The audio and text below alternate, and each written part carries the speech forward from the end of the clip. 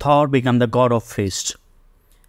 कहानी की शुरुआत थॉर के किसी ऐसे पहाड़ पे जाते होती है जो शापित है, क्योंकि कहा जाता है कि जो भी एक बार वहाँ गया वहाँ से वापस नहीं आया। थॉर वहीं पहाड़ के बर्फ में बहुत खुश रहता है, मानो सुकून मिल गया हो।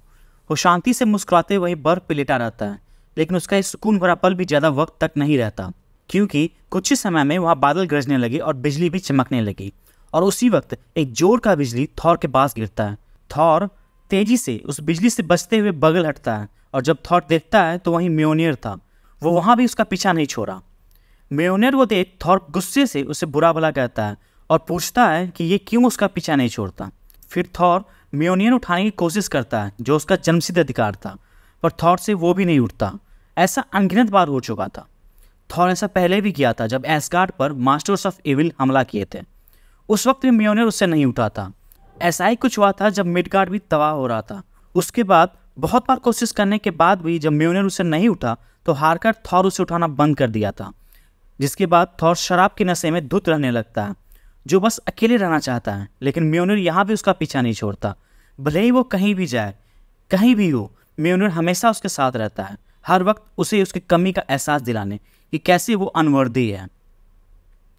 उसके बाद थॉर ढूंढ के ऐसी जगह जाता है जहाँ कोई ना हो, अपना अतीत भूलकर, जहाँ कोई भी नहीं आ सकता था। लेकिन वो कहीं भी जाए, म्योनियर उसके पीछे आ ही जाता है।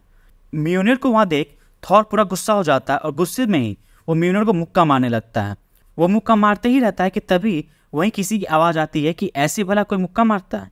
और तभी वहीं एक अनजान आदमी रहता है जो थॉर को बताता है कि वो गुस्से से बस मुक्का मारे जा रहा है, ध्यान से नहीं, जिससे उससे ज़्यादा चोट लग रही है, पर उस हथौड़े को कोई फर्क नहीं पड़ रहा। पर अगर यही उसका मकसद है तो बहुत सही कर रहा है।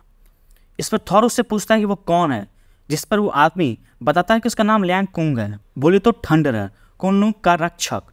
और थॉर से पूछता है कि क्या वो तालीम लेने आया है। अगर वो उसके लिए आया है तो वो बहुत लेट हो गया है। इस पर थॉर बताता है कि वो बस ये सब भूलना चाहता है, जिस पर थंडरर बताता है कि वो झूठ भी कहा कि अच्छा बोल लेता है, वैसे उसे पता है कि वो यहाँ क्यों आया है। और फिर वो एक पोर्टल खोलते हुए बताता है कि बहुत सही जगह आए हो। उसके बाद दोनों कुनलुंग के मंदिर जाते हैं, मतलब जो भी कुछ उसका बचा हुआ था मास्टर्स ऑफ एविल के बर्बाद करने के बाद। वहीं जाते जाते थंडरर थॉर को बताता है कि जब इस पर हमला हुआ तब वो लोग इसके रक्षा करने वाले को मार दिए, जो आयरन फिस्ट के नाम से जाना जाता था। पर अपने अहंकार में वो शैतान ये भूल गए कि वो महान ड्रैगन को कोई नहीं जला सकता, जो ये दरवाजे के पीछे है, एक अमर ड्रैगन शाओनलुंग, जिसके पास आयरन फिस्ट की शक्ति है, जो ऐसा कोई बंदा ढूंढ रहा है जिससे वो अपनी शक्ति दे सके। इसके बाद थंडरर थॉर जो अनवर्दी रहता है उससे पूछता है कि क्या वो इस शक्ति के लायक है। हालांकि थॉर, जिसे हमेशा लगा कि वो किसी लायक नहीं है, वो कैसे आयरन फिस्ट के लायक हो सकता है। पूरी ज़िंदगी वो किसी के लायक नहीं रहा। इस पर म्योनियर उसे पीछे से हल्के हल्के छूते रहता है, जिससे थॉर फिर से अपना आपा खो देता है और उस हथौड़े को जोर का मुक्का मारता है। ये देख थंडरर उसे बताता है कि शायद वो एक हथियार के लायक ना हो, क्या पता उसका हाथ हथौड़ा उठाने के लिए ना बना हो, आयरन फिस्ट के लिए बना हो। इस पर थॉर उससे पूछता है कि क्या वो उसे आयरन फिस्ट बनाएगा। इस पर थंडरर उसे बताता है कि ट्रेनिंग शुरू है, दोबारा मारो इस हथौड़ा को। उसके बाद थॉर सुबह से लेकर शाम तक रोज उस हथौड़े को मुक्का मारता रहता है। वो जमीन जहाँ वो ट्रेनिंग करता है वो पूरा लहूलुहान हुआ रहता है। वो अपनी परवाह ना करते हुए उस हथौड़े को मारते रहता है। वो हथौड़ा जो उरू से बना हुआ था, सारे जहाँ में सबसे मजबूत धातु, जो दुनिया खत्म करने की क्षमता रखता है, यहाँ तक कि वो देवों की हड्डी पसली भी एक कर दे। लेकिन थॉर मुक्का मारते ही रहता है। उसका हाथ और वो हथौड़ा दोनों खून से लाल हो गया था। उसके बाद भी उसे कुछ फर्क नहीं पड़ता। 60 दिनों की ऐसी ट्रेनिंग के बाद थॉर का हाथ खुद हथौड़े जैसा हो जाता है, और जो मुक्का थॉर मारता था हर एक मुक्के पर म्योनियर कांपने लगा, डरने लगा, और फिर एक दिन वो चकमा देने लगा, थॉर के मुक्के से बचने लगा, मानो थॉर के मुक्के से उसे चोट लगने लगी हो, और वो डर कर बचने लगा। ये देख थॉर को बहुत खुशी मिलती है, जिससे वो और जोर का मुक्का मारने लगता है। इसके बाद म्योनियर अब बचना छोड़कर बदला लेने लगता है। वो पलटकर वार करने लगता है, अपनी बिजली से थॉर पर हमला करता है, जिससे थॉर बच जाता है। और ये देख थंडरर थॉर को बताता है कि ये म्योनियर का डर है। उसे लगता है कि वो मामूली बिजली से तुम्हें हरा देगा। इसे लगता है कि तुम किसी लायक नहीं हो। बता दो उसे कि तुम्हें ये मामूली बिजली और तूफान से कोई फर्क नहीं पड़ता। बता दो कि तुम अब किसके देव हो। इसके बाद वहीं एक जोर की बिजली गिरती है, जिसे थॉर जोर का मुक्का मारता है, जो वो कभी अपने सपने में भी नहीं सोचा होगा। जिसके बाद म्योनियर वहीं नीचे गिरा रहता है, हार मानकर। ये लड़ाई के बाद म्योनियर को अपनी औकात दिखाने के बाद थंडर थॉर से पूछता है कि अब जब वो म्योनर को हरा दिया है तो क्या वो उसे उठाएगा, जिस पर थॉर कुछ सेकंड के लिए सोचता है और फिर बताता है कि नहीं, उसे अब इस हथौड़े की जरूरत नहीं है। उसके बाद थंडर थॉर को एक मुक्का मारता है जिससे वो बहुत दूर फेंका जाता है।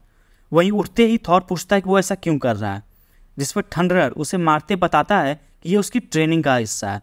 एक मामूली हथौड़े को हराकर कोई आयरन फिस्ट नहीं बनता। शॉन लू का रक्षक वो है, उसे हराकर ये आयरन फिस्ट बनेगा। तो ये लड़ाई है थंडर और थंडर गॉड के बीच। थॉर उसे बताता है कि वो उसे मना किए रहता है उसे थंडर गॉड बुलाने से, जिसके बाद थॉर एक जोर का मुक्का थंडर को मारता है, जिससे थंडर कोसों दूर वो ड्रैगन का दरवाजा तोड़ते अंदर चला जाता है।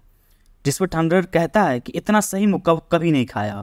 वो खुश है थॉर का मुक्का खाकर। उसके बाद थॉर वहीं आता है और देखता है कि वहाँ कोई ड्रैगन नहीं है, सिर्फ एक ड्रैगन का कंकाल पड़ा हुआ है। मास्टर्स ऑफ एविल शॉन लू को मार दिए थे। इस पर थंडर बताता है कि वह झूठ बोला था। वो उसे आयरन फिस्ट बनाने के लिए तैयार नहीं कर रहा था, बल्कि वो उसे ट्रेन कर रहा था कि वो खुद एक हथियार बने, ऐसा हथियार जो किसी बिजली से कम ना हो, जिसके साथ वो पैदा हुआ था, क्योंकि जिससे उसका सामना होने वाला है उसे ऐसे ही किसी हथियार से हराया जा सकता है। इसके बाद थंडर बोलता है कि उसका यह हथियार उससे कोई नहीं छीन सकता, इसके लिए वो हमेशा लायक होगा, अच्छे से इस्तेमाल करना इसे, महान थॉर। और ये बोलते ही वो वहाँ से गायब हो जाता है। थॉर जो अब गॉड ऑफ फिस्ट था वो वहीं बाहर आता है। वहीं उसके पीछे म्योनियर आता है, जिस पर थॉर बोलता है कि हाँ तुम साथ रह सकते हो, बस मेरे रास्ते मत आना। वो दोनों वहीं रहते हैं कि तभी वहीं आग जलने लगती है और वहीं से एंटमैन और घोस्ट राइडर अपनी गाड़ी से आते हैं। बोलते कि उन्हें एक थॉर की ज़रूरत है, अगर वो चलना चाहे तो चल सकता है। उसके बाद Thor god of fist multiversal Avenger के साथ मिलकर मास्टर्स ऑफ एविल की सेना से लड़ते हैं और जीत जाते हैं। इसी के साथ ये कहानी खत्म। तो दोस्तों आपको ये कहानी कैसी लगी हमें कमेंट सेक्शन में जरूर बताएं और चैनल को शेयर सब्सक्राइब जरूर करें। शुक्रिया।